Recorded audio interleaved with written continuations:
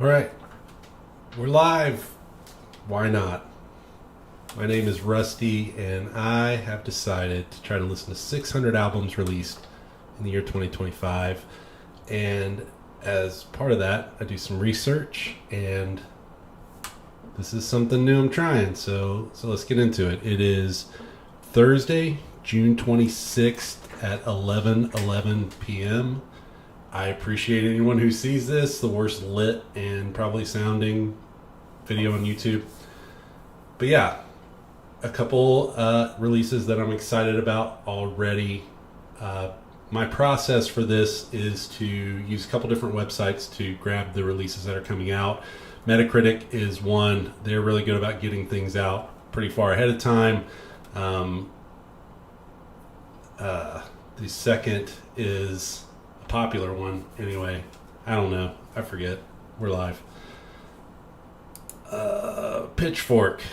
And they are a little bit more robust than Metacritic. Metacritic typically leans towards some of the more European stuff, I've noticed. And then finally, here in about a half an hour, NPR New Music Friday podcast will be released, and their website has a long list of usually 60 to 80 releases in pretty much every genre that you can imagine. That's where I pull my main list from, and that's where we go. So did take some time to listen to some stuff last night, and here are my initial thoughts. So first up is BC Camplight.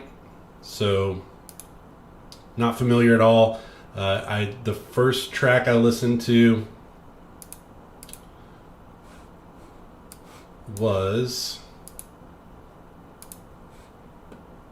Two-Legged Dog, which I was okay, and then I really liked it. Got me excited for the other two, but it was progressively less exciting on Where You Taking My Baby and A Sober Conversation. So interested to hear the album, kind of, because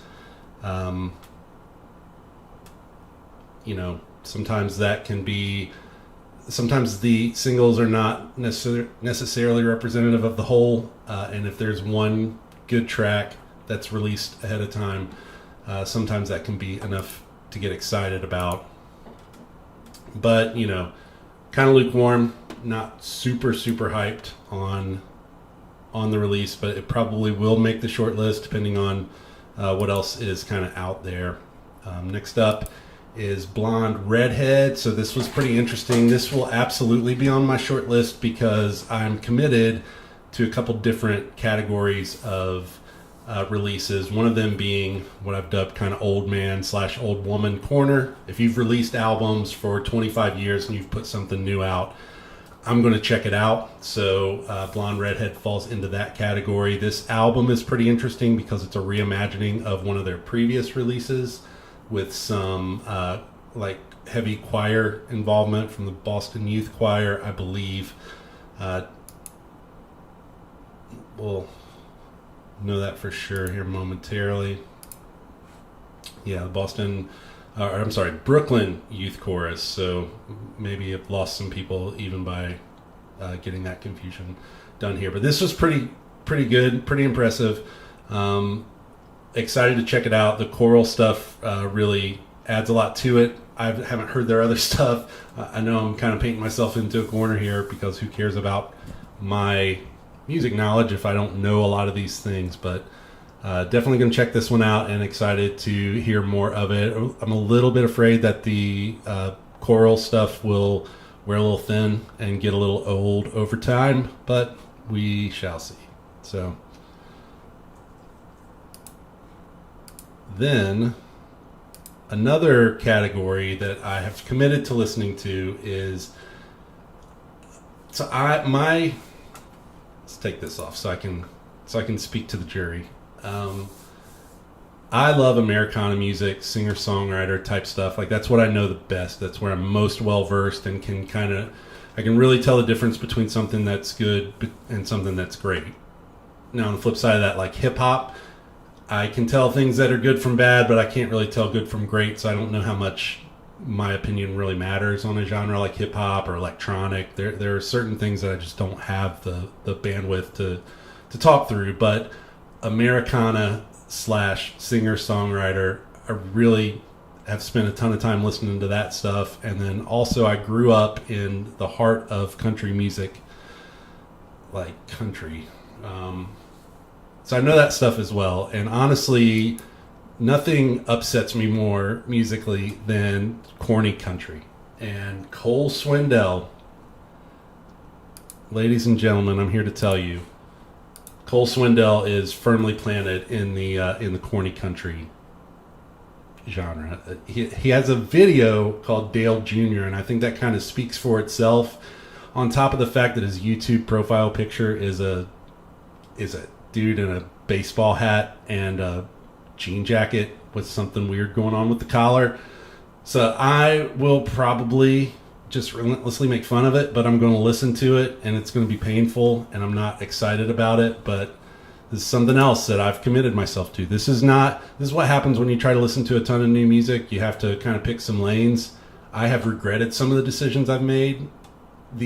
So for example, like listening to Old Man Corner, Old Woman Corner has really made for some tough listens. And this Americana thing that I'm into, since some of them fall under this kind of corny country field, has really caused some pain. But I've learned to embrace it and just kind of like laugh at it. And maybe it's worth doing a series of This Week in Corny Country and just make fun of the Cole Swindells of the world. So that's on my list. I'll definitely be listening to that one, unfortunately for me. But next up, Durand Jones and the Indications. So this is a band that I love a lot. They have some roots to Coal Mine Records. I'm a huge fan of Coal Mine Records. I'm a huge fan of their record store, Plaid Room Records. So Durand Jones has been on my radar for quite some time. I'm not sure the logistics of how the releases work, because they've always been kind of Dead Oceans and Coal Mine. Coal Mine's put out some 45, 7 inches, a good amount of stuff by this band, and the drummer in the band, Aaron Frazier. He will be, if you check out their stuff, he's kind of the high-pitched falsetto voice, and his solo stuff is really good. If you know soul music, which I'm not pretending to be any kind of expert on that front at all, but through Coal Mine I've been exposed to some of it, and I'm guessing that if you know anything about neo soul, Durand Jones is more than on your radar, and as well as should be. And again, they have a couple singles here as well. The videos are pretty cool and inventive. Flower Moon was probably my favorite of the bunch that I listened to. Does look like there's a premiere coming up at midnight, so Really Want to Be With You is coming up here shortly, so definitely check them out. Definitely check out Coal Mine Records and Plaid Room Records, the best record store in the country, and just a really high quality record label that doesn't put you over a barrel and take a ton of money out of your pocket, other than the people like me who are buying every release. So really excited for that one. And then next up that we know about, Frankie Cosmos. Apologies for the potato camera here. Sometimes the album artwork can be a little tough to get in high resolution, but this one is maybe on the short list. Maybe, I don't know. I didn't hate it. It'll just depend on how much stuff is out there that I want to check out this week. So fully possible that this gets on there. Kind of an indie vibe. And pretty cool.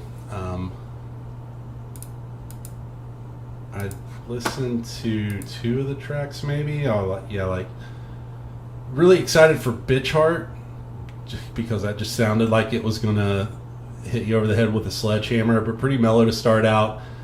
Very much a indie, kind of understated. My guess is NPR is going to feature this on some level. This feels very NPR-ish, if NPR music were a genre. You probably know what I'm talking about. By the way, if you don't check out New Music Friday and you're looking for new music, they always have a great mix of different things. But this is kind of right in their wheelhouse. I'll be surprised if that doesn't show up somewhere on their podcast this week. And then maybe the one I'm most excited for so far, no experience with Juan Wauters at all, but I was super hyped on one of the singles that I listened to. It's just, my problem with a lot of Latino music is that it just falls into a very familiar kind of pattern. This is true really of all genres. They all kind of have that little niche that they fit into, and I think that sometimes it can be tough. Like even the really good stuff still is so embedded in the kind of ticks and tricks of the trade that it's tough for it to really stand out to someone like me who's just checking things out kind of casually. This really jumped out to me. It's got a, again, I hate to keep using the word indie over and over, but kind of an indie vibe to it, and really inventive and not at all paint by numbers type Latino music, especially Manejando por Pondo. Apologies for the hillbilly pronunciations there. And the album, I'm not sure exactly how to pronounce MVD Love, but if you don't check out anything else that you hear about in this video, Manejando por Pondo is among my favorite tracks of the year so far. It's just really, really good. Can't recommend it enough. And then next up is a big release. I'm sure there'll be more people who know more about Lorde's album and whether it's any good or fits into her au revoir, or whatever the word is. My guess is Needle Drop will have something to say about this album. It didn't grab me. I mean, it's tough with pop music. Like, that's just not my world at all. So even with like Latino music or hip hop, I'll check it out and dip a toe in the water. But I just don't know enough. With pop music, I just don't care. It's very rare that a pop artist grabs me and gets me super excited, just because it's a lot of overproduction, and I think pop music's gotten pretty bland. There's some great videos here recently from Todd in the Shadows and Needle Drop talking about the kind of state of the union for pop music, and it is not the state of the union is not strong. So I didn't really feel the little bit that I heard. I have a ton of respect for Lorde. After a couple of years ago, she was on the Hot Ones, and she did a great job on that, and was really impressive and fun, and seemed like a really cool hang. But the music just didn't hit me. The two newest tracks I didn't listen to. One is a trailer, so I guess there's one new track from 6 days ago that I didn't check out. But What Was That and Man of the Year was not for me. And by the way, not the target audience. My guess is if Lorde were to look out into her crowd and see 20,000, older bald dudes wearing a neo soul record label shirt, she saw 20,000 of those staring back at her, she would, fire her marketing team and try to assess what went wrong and how they can fix it. But, not my bag, as Austin Powers would say. Then kind of a weird release. So Motorhead has a new album. It is falls into what I like to call Record Store Day territory, where every year Record Store Day, probably 40% of the releases are some live album or some set of demos that have never been released for good reason, because it's just not very good, and it's for the completist only, for the super fans. This was recorded in 1976. Never heard. There are some cool things. It has a cover. The single that I was able to check out is Leavin' Here. I think they have a song called Motorhead as well. But Leavin' Here, famously covered by Pearl Jam back in the day, for a long time now, I guess. And you'll be shocked to hear that Motorhead does it a little different. But cool. When I first saw what this was, because I have a pretty strict no comp, no reissue. Like, I don't want any. I'm not going to listen to 10th anniversary albums or any kind of